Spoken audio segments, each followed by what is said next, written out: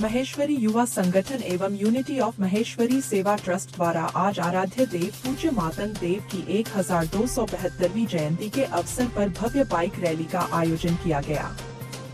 Bike rally को DPT मैदान से विधायक मालतीबेन महेश्वरी, प्रमुख सामुदायिक नेताओं और विभिन्न क्षेत्रों के नेताओं ने हरी झंडी दिखाकर रवाना किया। बाइक रैली गांधीधाम की मुख्य सड़कों से गुजरी। इस रैली में माघव्रत भक्त और युवा संगठनों के नेता धर्मध्वजा मातंग देव के नारे के साथ शामिल हुए।